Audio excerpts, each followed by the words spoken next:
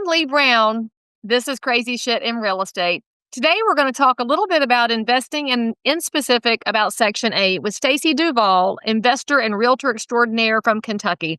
So I hope you'll enjoy this conversation. And most importantly, I'll see you on the other side. We have so much to catch up on. Like, legit, we do. And I love that lamp behind you that's so pretty. Oh, thank you. My whole house is very mid-century vintage. Of course it is. Sales and auction barns and everywhere to go find things that nobody else wants, but that have life in them. That is my life. I mean, it's actually literally your life. Mm-hmm. Mm-hmm. You should tell my audience who is Stacey Duvall and give them a little bit of a thumbnail, and then we'll pick up where we left off. Where to start? My name is Stacey Duvall. I'm the principal broker of my firm in Louisville, Kentucky. I've been licensed for 25 years. I have a very small little brokerage. I know we really do have so much in common, Leigh. I've been in business 25 years. I have a very small firm, and I am also an investor. I own rental property. I own Airbnbs all over the country, and I'm really excited to get caught up with you today. Well, thank you for coming on the show. So, audience, you should know that Stacy and I actually know each other in real life. She's not just one of my delightful guests that I haven't met in person. We've gone so far as to sit in hotel lobbies while her husband wanders through and is like, I'm just going to leave y'all here for a while, and wanders back off because that was easier for him. I think he went back to bed that day because we were down the rabbit hole. He was like, y'all just have fun. Just call me if you need me. Oh, so tell my audience, what's going on in your world? What's happening in Louisville, Kentucky, and real estate and Airbnb world and Stacy's life? And what we going to talk about today? We talk about anything? I texted you last week. Okay. I texted you last week and said, is there anything off limits I need to know about before we dive in? And you said, nope, it's all good. So we can really go in any direction you want. We can talk about the family that did the final walkthrough on one of my listings on the day of closing and called me, wanted me to remove the dead squirrel in the middle of the street. I mean, you should do that. Don't you keep a shovel with you, like a flat edge, squared off shovel for removing dead critters? We can talk about my client who they were planning on moving to Florida.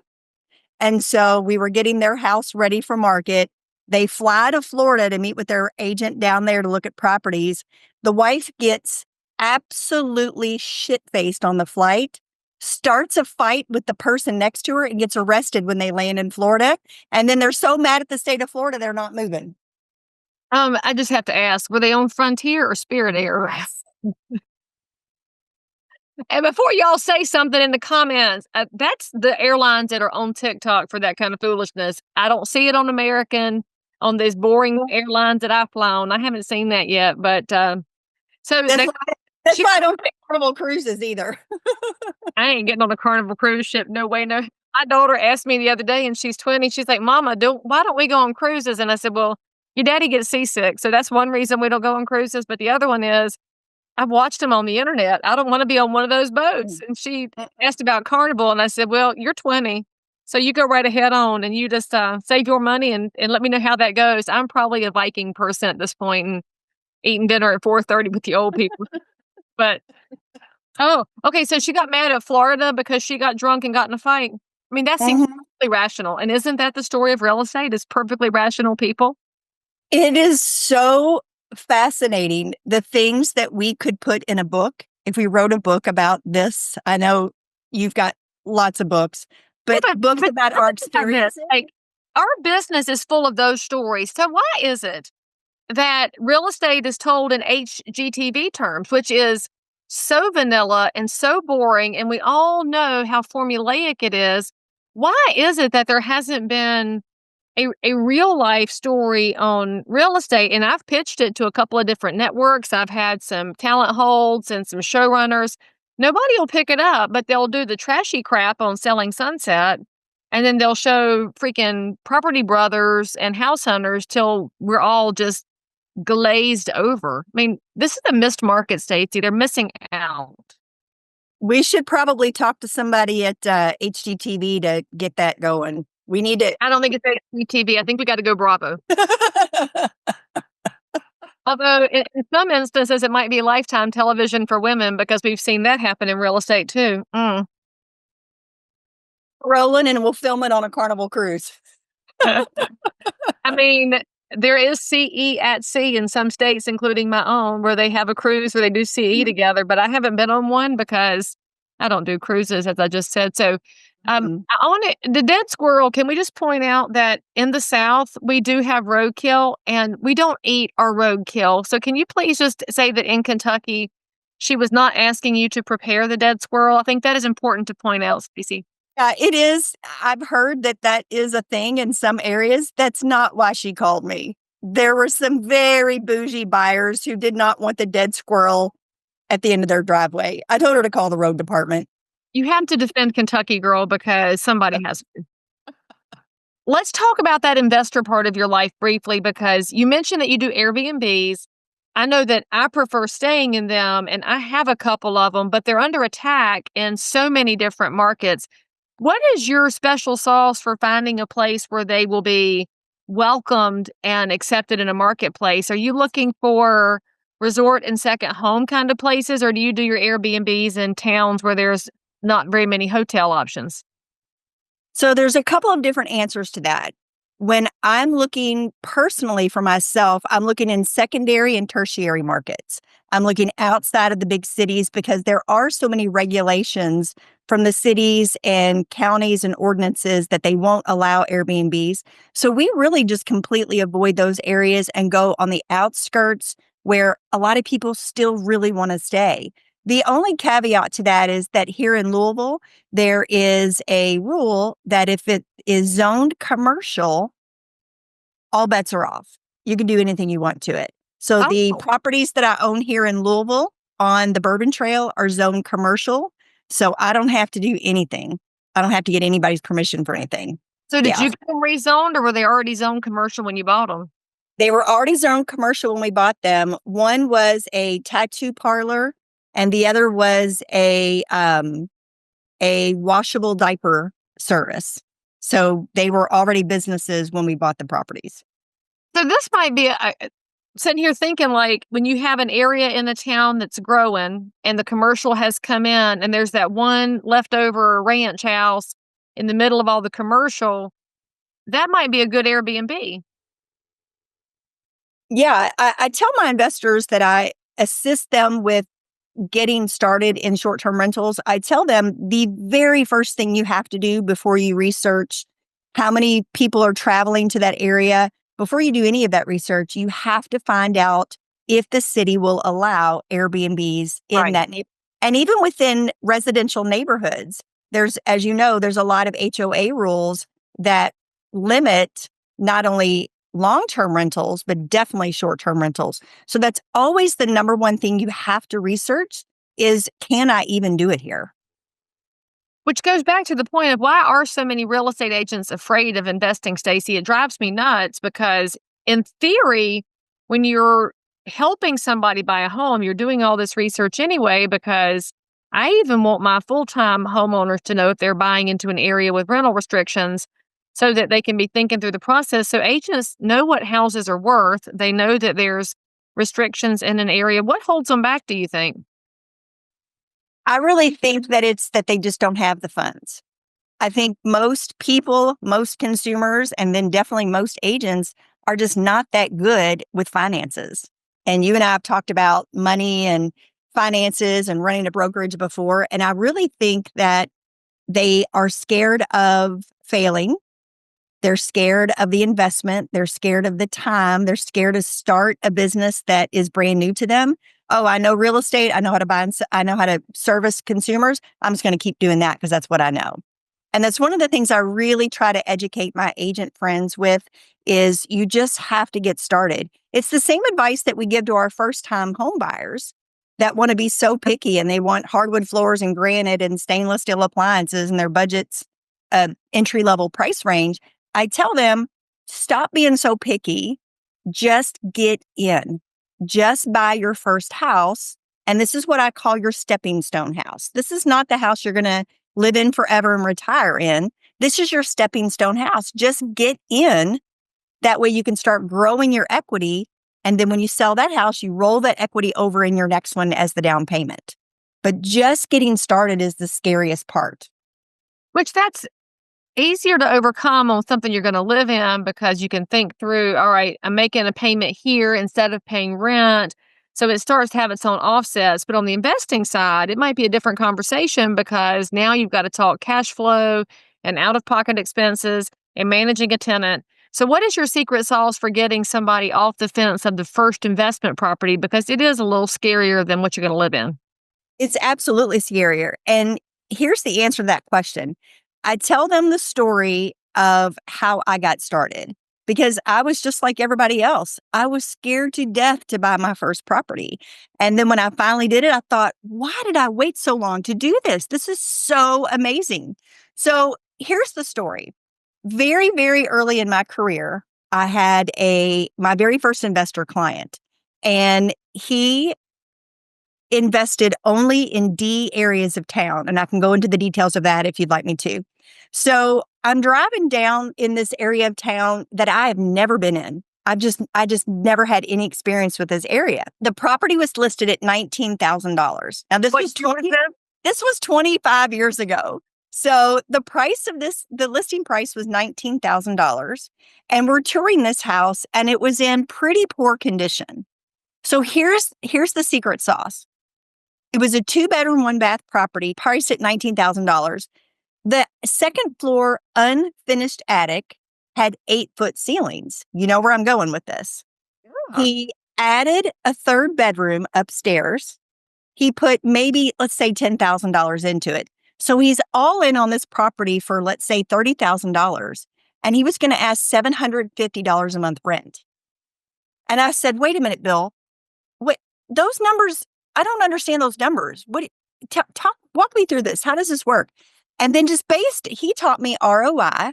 He taught me how to calculate the math of how much money this property was going to cash flow. And I instantly understood it. So then I had to go and figure out property management, tenant screening, verification of employment, all those things that lenders do on the rental side. And what I found is that it's really, really easy to choose tenants for my properties just based on how long they've been at their job, their credit score. We kind of look at them as a whole. We don't go into specifics about, oh, you have to have this credit score. It's really their entire financial picture as a whole. Which means it's a good time right now to remind everybody in the audience that if you have not read Robert Kiyosaki's book, Rich Dad, Poor Dad, you have to read Rich Dad, Poor Dad. And if you have teenagers, go buy the cash flow game so they can start learning about money coming in and money going out, because we are not teaching our next generation that, which is part of how investing gets on a back burner because you, the parents, don't understand it either. All right, so let's talk briefly, too, about the fact that if 25 years ago you could buy a house for $19,000 and do some work to it and make it better, that those opportunities still exist, but they're not $19,000 now. So for all of you out there who are saying that doesn't exist anymore, the American dream's dead, you got to stop with that, because having that extra money in 2000 was hard then and it's hard now. But if you don't buy it now, what you going to be looking at 25 years from now? I know that if I go back in my life, I don't know about you, girl, but back when I could have bought a house with my credit card, I wish I had, because I'd be further along now, no matter what neighborhood it was in. I'm so glad you said that, Leigh. It's one of the things that I tell my investor clients, similarly to my consumers that want to buy a house to live in, is that it's not all about the monthly cash flow. There are so many other segments of being a real estate investor that are financially contributing financially to your wealth. There is depreciation. There is cost segregation. There is appreciation in the property value. There are so many tax write-offs in being a real estate investor. It's not all about the cash flow. Is cash flow important? Absolutely. It's one of the reasons that I was able to grow my portfolio so quickly, because I own a lot of properties in C and D areas that have really large cash flow. So what I tell my investor clients is look at all four legs of the table: cash flow, appreciation, depreciation, and tax savings in terms of tax write-offs. And so while cash flow is super, super important, don't get stuck there, because prices are more expensive. Interest rates are more expensive. Of course, everything is more expensive now. But if you don't start investing now, things are only going to get more expensive, just like they are with everything else. And of course, we would be remiss if we did not remind all of y'all that we are not tax advisors or tax strategists. And so you should always talk about your investing strategy with your CPA and your tax attorney.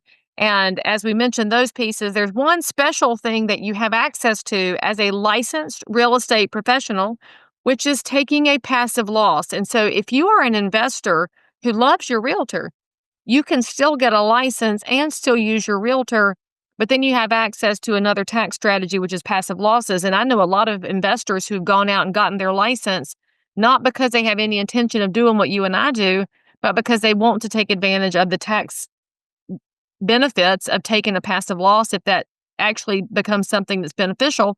And I'm seeing that right now because the stock markets went up so high. And of course, we're recording this in March. And so they're having some hiccups right now, which is normal. But if your gains are this high, you might want to take a loss over here to start doing some offsets. And that is a very sophisticated strategy. But if you don't get started, you're never going to need the sophisticated strategies. And we'd like you to go beyond W-2 life, because W-2 life is going to let you be a cog in the machine forever. And one reason people get in real estate is to not be a cog in somebody else's machine, which is also why you become an investor. And so with your investment strategy, Stacy, do you buy just in Kentucky and on the Bourbon Trail, or do you buy out of market now? So we have all of our rental portfolio here in Louisville. We want it to be nearby. I know this market. I understand this market. I can look at a house and gauge within about a $10,000 how much it's going to cost, what it's going to cost to fix. I know how much that roof is going to cost. So Louisville is where I'm comfortable. We own short-term rentals in a couple of different markets. We have the two commercial here in Louisville that I mentioned. We have one in Red River Gorge, which is the Daniel Boone National Forest. It's about a 2-hour drive from here. And then we have two properties in Florida. Now, why do you have properties in Florida? You going to retire down there one day, or is it because you have a lot of clients that go back and forth? Retire? I'm sorry, I don't know what that word means. I mean, we never really have to in real estate, because when you've been in this long, your phone's just going to ring. It's how it works. Right. I'm not interested in getting my license in Florida. I don't think I want to work that segment of my business in Florida. It's really more of a lifestyle purchase because I have the real estate professional status for taxes. I go down there often to do touch-up paint, switch out a light fixture, change the furnace filter. I go down there frequently to maintain the property. That is a very wise move to go lay eyes on your real estate, because it is a tangible investment. That's very important. Yeah. So looking back at your investor life, are there any mistakes you made along the way? I didn't buy enough. Mm. I didn't buy enough. And that's not really a mistake. It's a lesson of don't listen to your limiting beliefs that are rolling around in your head of, I can't do this. I don't know how to do this. I don't have enough money. Just do it. Just get started. It's such a fun business. I love it so much. So if you're in real estate and you're listening to this podcast or watching it and thinking, man, I need some more Leigh Brown answers in my life. Well, guess what, friends? I have a new program that is launching right now called Answers.Real Estate, where I will give you every bit of insight I have to help you grow your real estate business, help you better respond to consumers, to provide a more excellent real estate experience, so that the next time you land on crazy shit in real estate, you'll have a better solution to whatever you ran into. Answers.real estate. There are monthly plans available. You will love it. Get your coaching. Sign up with me today. I mean, I don't know that I love it, but I love what my rental properties will do for me one day because, full disclosure, I don't do my own property management except on my one Airbnb because it's right next to my church. That one's easy to mess with, but the rest of them, I like that my professional team can manage all the excitement along the way of short-term and long-term tenants. Woo!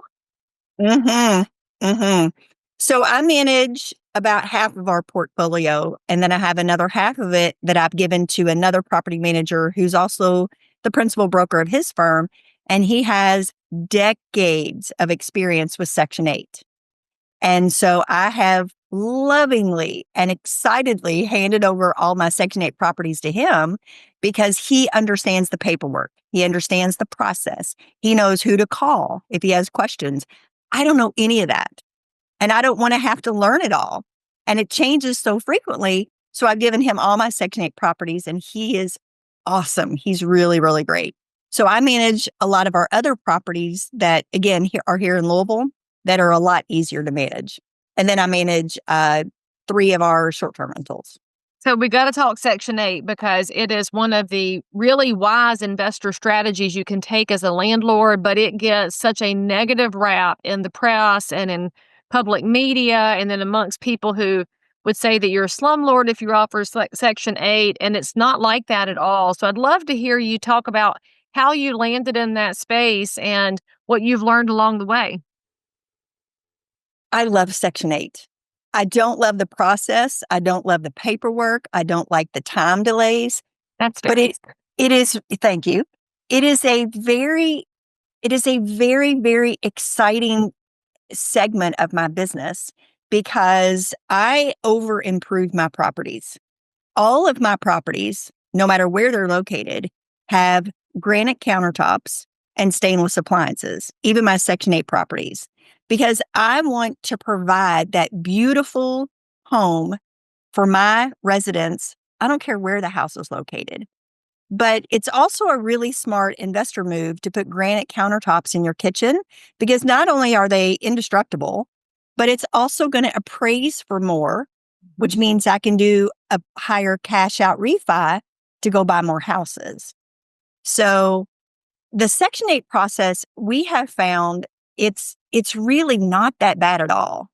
But it is a lot of paperwork, a lot of patience. You got to have a lot of patience. But I find the folks that work down there are very cooperative. They are very helpful. If you just ask, hey, I don't know how to fill out this paperwork. Can you walk me through it? It's the great place to get started because the cash flow is so great. And I have to point out here, if any of y'all listening have access to our new HUD secretary, Scott Turner, somebody connect us to him because I would love nothing more than if we could get this inspection and paperwork process streamlined on the HUD level so that we could make it less painful for landlords to accept Section 8 vouchers because we have a shortage. And I know you're seeing that in your market. We've got it here where we've lost so many housing providers who will no longer take vouchers for lots and lots of reasons, but also just because we have an inventory shortage.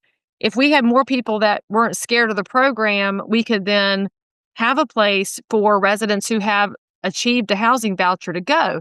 And in regard to that, I want to hear how people take care of your Section 8 properties once you've improved it to where they feel like they're living in a more beautiful space. How have the tenants responded to that? So not only are they excited to tour my properties, because a lot of my tenants come from friends of the other tenants. And I tell all of my residents, hey, I've got an opening. I've got some availability at 123 Oak Street. If you have any friends that need a 2-bedroom, 1-bath, if you send them my way, I'll give you $100 Kroger gift card or whatever. And so I get a lot of people apply to my houses that are friends of my other tenants. When they walk through my house and see freshly painted walls, brand new windows, brand new kitchens, granite countertops, not only do they love it, they never thought it was possible for them to live in a house that nice.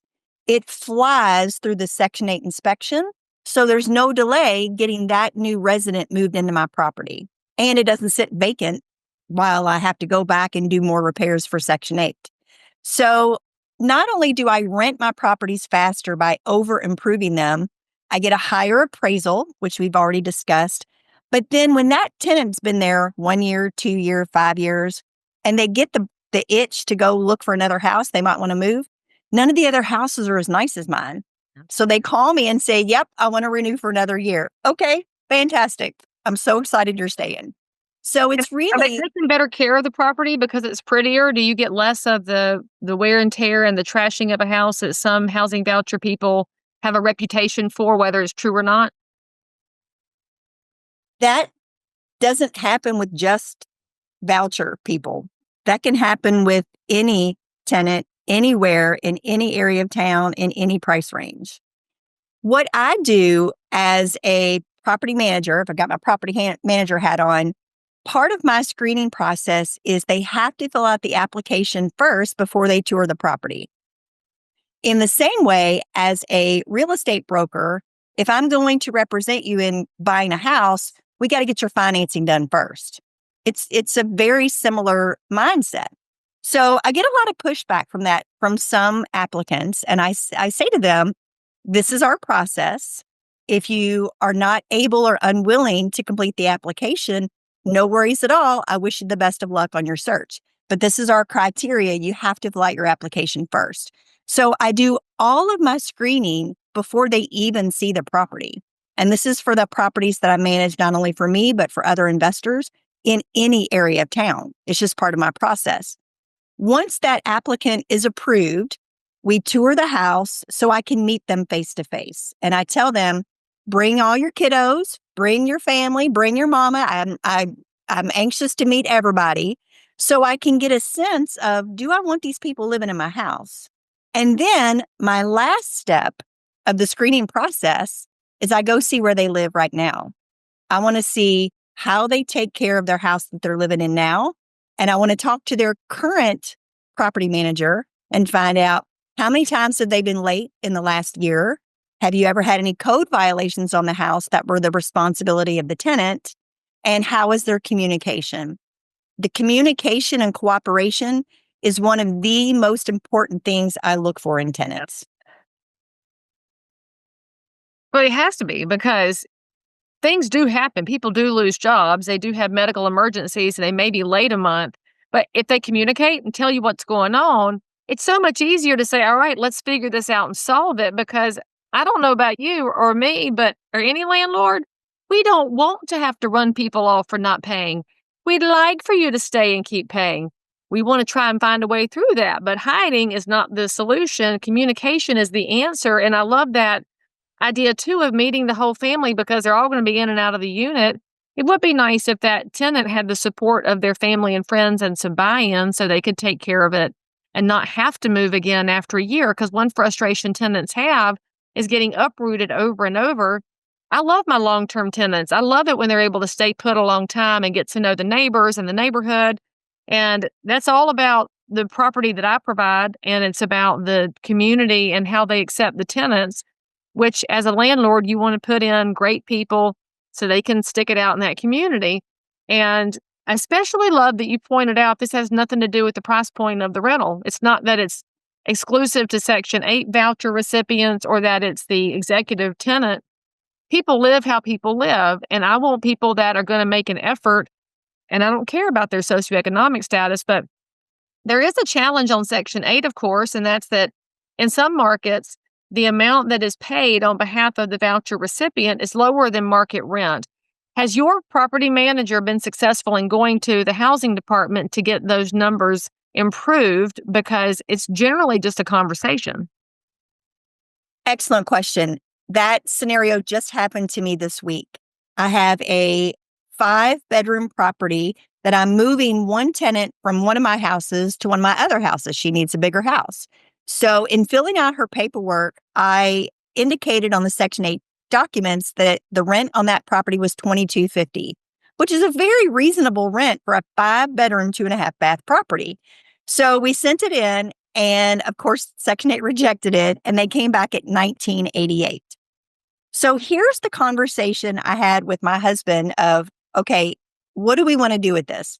The first thing we did is we filled out an extra amenity document, which is basically how we run comps as brokers of, okay, I understand that 1988 is the average rent that you'll pay for a 5-bedroom home in this zip code. However, this home has brand new windows, brand new furnace, brand new kitchen. We just finished the basement and added an additional bathroom in the basement. So after seeing that list of additional amenities, they did agree to bump it up. I think it was $2,085. So I got almost $100 more per month by filling out the extra amenity document. The other conversation that we had in terms of accepting that lesser amount of rent is the quality of that tenant. So she's been with us probably 4 years. She takes great care of the property. I just did a walkthrough on the property that she's been in for 4 years. And other than being a little bit dirty, there's no damage. There's no bags of trash all over the backyard. I didn't see any evidence of anything that is looking sideways. She takes great care of the property, and she's a great person. She's cooperative. She communicates well, and I really want to help her family. So we agreed to take the lesser amount in rent to get that quality tenant in that property. By the way, listeners and viewers, if you're sitting here thinking, holy smokes, I had no idea that I could get lower than market rent. Yes, if you're communicative and you take care of something and you build a good relationship with your landlord, you'd be surprised how that will be rewarded over the long haul. I think we're also focused on immediate gratification. We forget that there's a long-term benefit to just making an effort, because she made an effort. And of course you want to reward that, because she's a great risk to take on that next rental house. Now, in looking at the rental market as it stands, of course, one of the perks of the Section 8 program is that you get direct deposit as a landlord. Do you have any support when you have a tenant who misbehaves under the voucher program? I don't know, because I've never had that happen. I have a very good picker. I think I pick really great people who understand what a privilege it is to live in one of my houses. And being in real estate for 25 years now, I just have a really great way of communicating with people. And I tell them exactly what you just mentioned a few moments ago, which is, if you bury your head in the sand, if something goes sideways, it's going to go very sideways for you. All you have to do is communicate. Just talk to me. Tell me what's going on. I will work with you. I don't want to evict anybody ever. Communicate with me, talk to me, and we will work it out together. I just had a situation I think it was in November, where one of my tenants lost a child. She got I just got goosebumps. She got very behind in rent. I went and met with her, gave her the biggest hug. And I said, Kimberly, we are going to work through this. She got very behind in rent. I waived her late fees, and I set her up on a weekly payment schedule. They get paid every Friday. And I said, okay, this is how much you're going to send me every Friday. You're going to be all caught up by February, the end of February, and then we'll get back on track. Because she had to take time off work, obviously. So she just made her last back payment last week. Yay, they are back on track. And I just texted her yesterday and said, I am so proud of you. I want you to call me if you guys need anything. You guys are back on track. Let me know if you guys need anything. And she texted me back a smiley face. If you're just a good human and you communicate with people, everything works out. And these tenants are amazing. Before this, they never missed a payment, ever. And why would I do anything to put that family in an even tougher situation by evicting them when they've had one of the most unbelievable tragedies a person can have? I'm not going to do that to them. So it all worked out. And that's a good time to remind the world that as we talk about tenant situations, if you're a landlord, maybe it's time to put a little grace into your relationship with your tenants, because if you have a tenant who's going through that, first of all, you have to make sure that you're communicating as well, so you can find out if something's gone on, so you can be a solution provider. But if you evicted her, what's going to happen? You take somebody in a really bad place and throw them over the cliff, and that's not going to be a solution for anybody in the future. So it's a short-term loss for you as a landlord to have a long-term relationship, and frankly, to do something good for somebody else, which is it's one of the reasons being a landlord can be super rewarding, because you can provide affordable housing solutions and solution-based housing, which is what you've done with her, so that everybody has a better position in the future. But it also goes back to the condition of the houses. If you make your houses a little bit nicer, so you attract a little bit higher quality tenant, or the tenant who wants to make an effort to get to that next level, you're going to encourage these scenarios instead of letting your housing go downhill. So if you're a landlord and everything's going downhill in your tenants, maybe look at your properties, because the tenants might be responding to the properties, because that happens too. So as we wrap up this kind of random conversation, but I'm so excited you brought up Section 8, because I wish people would take a look at it with a good objective mindset like you've done. What do you wish people knew about Stacy or Louisville that they don't know and should know? Really one of the most affordable areas in the country. We really have a very comfortable entry-level price range here. Last time I checked, the average sale price here is under $300,000, which is not very common in most of the country. I know that's now, and that's not what it was when we got in. No. The most important thing to know about real estate right now is it really is shifting to a buyer's market. Are you seeing that in Charlotte? Are you seeing any of that? Some areas. So it's zip code by zip code, neighborhood by neighborhood, house by house. So this past weekend, I had 2 buyers go under contract. One paid full price because the neighborhood demanded it.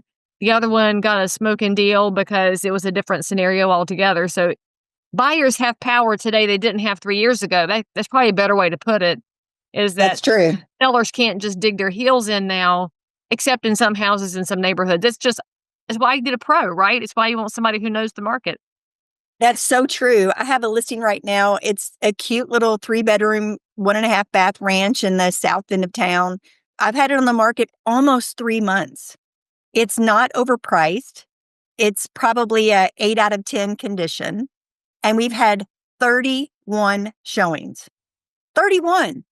And I don't get it. I don't understand it. And then I've got a flip project that the photo shoot is today on it. And so it's going to hit the market this weekend.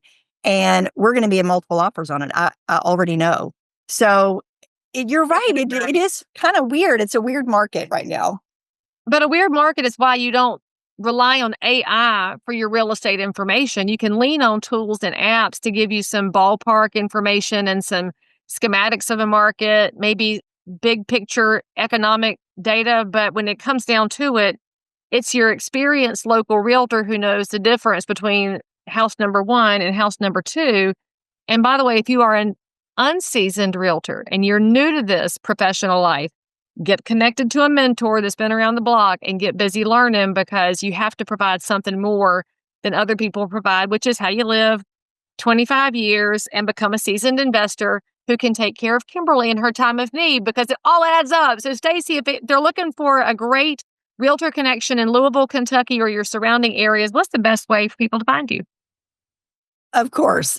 My mobile number is 502-905-7653 or Stacy at stacyduvall.com.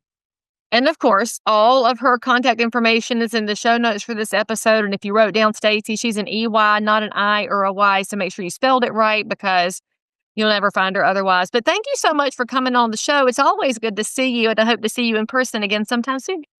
Thank you, Leigh. See you soon. All right, say something nice in the comments about Stacy or something you learned about Section 8. Hit the bell to subscribe, and most importantly, come and see us next time. By the way, friends, don't miss my brand new coaching program at answers.realestate, where you can have access to Leigh Brown submit your questions, have them answered, meet like-minded professionals, have an entire library to help you build your business no matter what happens in the market. Get signed up today. I promise you'll be glad you did. So if you found value in this episode, please like and subscribe to this channel, turn on the bell, and catch another amazing episode by clicking above. Crazy Shit in Real Estate is also available in all of your normal podcast apps. So if that's where you like to hang out, go find me, click subscribe, and most importantly, leave me a review that says you think I'm awesome, my guests are awesome, or this content is just exactly what you were looking for. And then, by the way, if there's something you need, you want to learn about something, you can comment below anytime. You can also send me a direct message if you need to remain anonymous. No judgment. But anyway, I'll only judge if you forget to subscribe and click. I'll see you next time.